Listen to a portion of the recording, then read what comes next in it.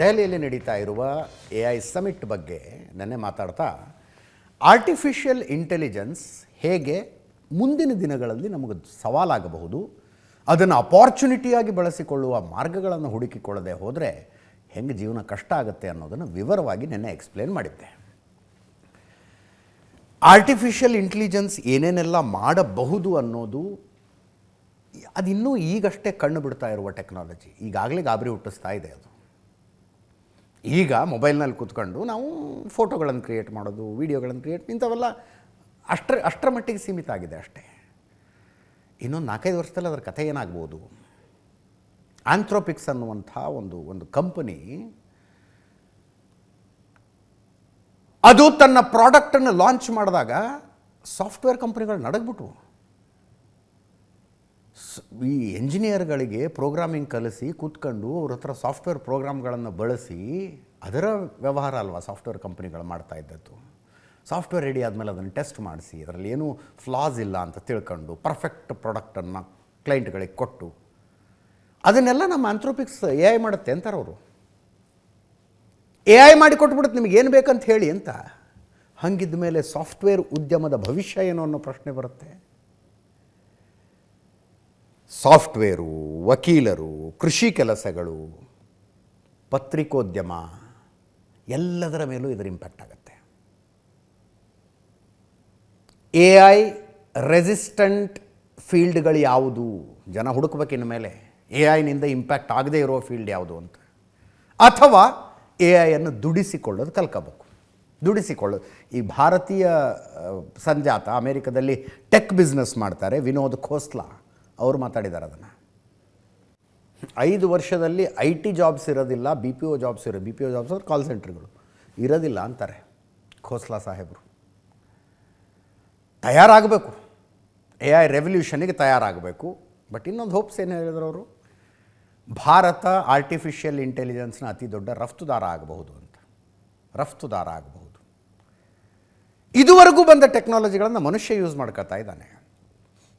AI ಮನುಷ್ಯರನ್ನು use ಮಾಡ್ಕೊಳ್ಳುತ್ತೆ.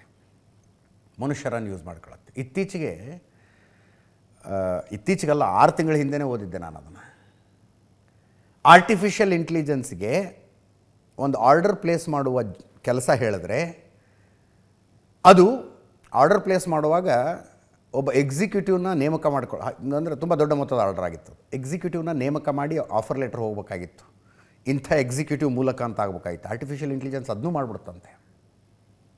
Executive ನೇಮಕನೂ ಮಾಡ್ಕೊಂಬಿಡ್ತು. ಮುಂದಿನ ದಿನಗಳಲ್ಲಿ ಹೇಳ್ತಾರೆ, ಫಾರ್ ಎಕ್ಸಾಂಪಲ್ ನಾವೆಲ್ಲ ಕಾರ್ ಓಡಿಸ್ತೀವಿ.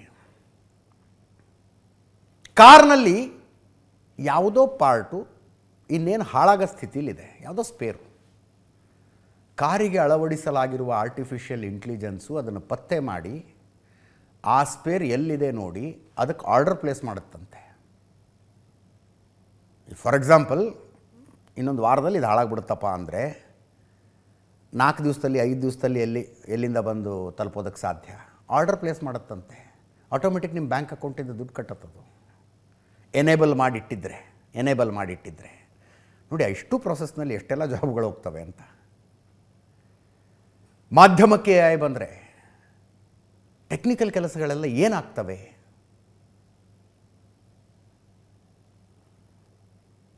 ಎಂಟತ್ತು ವರ್ಷಗಳ ಹಿಂದೆ ಟ್ರಾನ್ಸ್ಲೇಷನ್ ಮಾಡುವಂಥದ್ದು ಅತ್ಯಂತ ಅಗತ್ಯ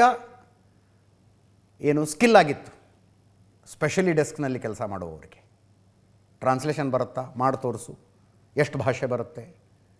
ಇಂಗ್ಲೀಷಿಂದ ಕನ್ನಡಕ್ಕೆ ಬರುತ್ತೆ ತೋರಿಸು, ಹಿಂದಿಯಿಂದ ಕನ್ನಡಕ್ಕೆ ಬರುತ್ತೆ ತೋರಿಸು, ಕನ್ನಡದಿಂದ ಇಂಗ್ಲೀಷಿಗೆ ಮಾಡಿ ತೋರಿಸು. ಟೆಸ್ಟ್ ಇರ್ತಿತ್ತು. ಈಗ ಚೈನೀಸ್ ಭಾಷೆ ತಗೊಂಡು ಬಂದು ಕನ್ನಡಕ್ಕೆ ಟ್ರಾನ್ಸ್ಲೇಷನ್ ಮಾಡಿಕೊಡು ಅಂದರೆ ಮಾಡಿಕೊಟ್ಟು ಬಿಡುತ್ತದು 20 ಸೆಕೆಂಡ್ನಲ್ಲಿ. ರಷ್ಯನ್ ಭಾಷೆಗಿದ್ದನ್ನು ಕನ್ನಡಕ್ಕೆ ತರಬೇಕಪ್ಪ, ಮಾಡಿಕೊಡುತ್ತದು ಅಷ್ಟೇ. ಈ ಪುಟ್ಟಿನ ಮಾತಾಡುವಾಗ ನಾವು ಕೆಳಗಡೆ ಟೆಕ್ಸ್ಟ್ ಹಾಕ್ತೀವಲ್ಲ, ಹಿಂಗಂದ್ರು ಹಂಗಂದ್ರು, ಆಲ್ AI. ಜಗತ್ತಿನ ಯಾವ ಭಾಷೆಯಲ್ಲಿದ್ದನ್ನು ಯಾವ ಭಾಷೆಗಾರು ಟ್ರಾನ್ಸ್ಲೇಷನ್ನು.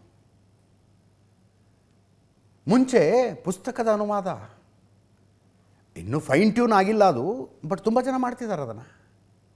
ಇಡೀ ಬುಕ್ಕನ್ನು AIಗೆ ಫೀಡ್ ಮಾಡಿಬಿಡೋದಪ್ಪ.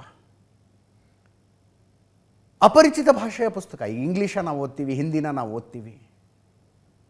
ಅಪರಿಚಿತ ಭಾಷೆಯ ಪುಸ್ತಕ ಹೇಗೆ ಫೀಡ್ ಮಾಡ್ತಾರೆ? ಅದೊಂದು ಟ್ರಾನ್ಸ್ಲೇಷನ್ ಮಾಡಿ ಕೊಡುತ್ತೆ, ಅದನ್ನು ಕೂತ್ಕೊಂಡು ಫೈನ್ ಟ್ಯೂನ್ ಮಾಡಿಬಿಡ್ತಾರಂತ ಅಷ್ಟೇ. ಫೈನ್ ಟ್ಯೂನ್ ಮಾಡಿಬಿಡೋದು ಅದನ್ನಷ್ಟೇ. ಅದು ವರ್ಬ್ಯಾಟಿಮ್ ಟ್ರಾನ್ಸ್ಲೇಟ್ ಮಾಡಿ ಕೊಟ್ಟಿರುತ್ತೆ, ಇವರು ಕೂತ್ಕೊಂಡು ಅದನ್ನು ಸಾಹಿತ್ಯಿಕವಾಗಿ ಫೈನ್ ಟ್ಯೂನ್ ಮಾಡಿದ್ರೆ ಮುಗೀತಲ್ಲ ಅಂತ. ಆ ಲೆವೆಲಿಗೆ ಬಂದು ತಲುಪಿದೆ. Still it is a beginning. Better to get prepared for it. ಇದಕ್ಕೆ ನಮ್ಮನ್ನು ನಾವು ಸಿದ್ಧಗೊಳಿಸಿಕೊಳ್ಳಬೇಕಾದ ಅವಶ್ಯಕತೆ ಇದೆ.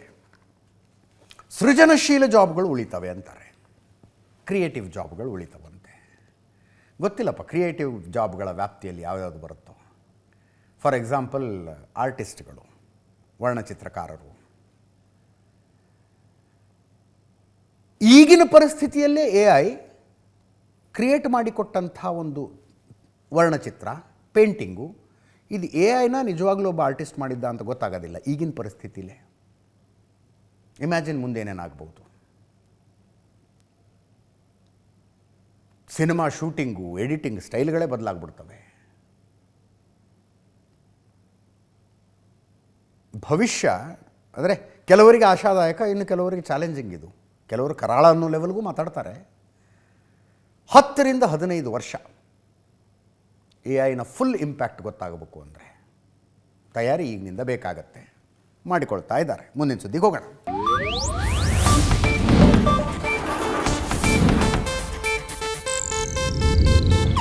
ಇದು ಏಷ್ಯಾನೆಟ್ ನ್ಯೂಸ್ ನೆಟ್ವರ್ಕ್ ಪ್ರಸ್ತುತಿ.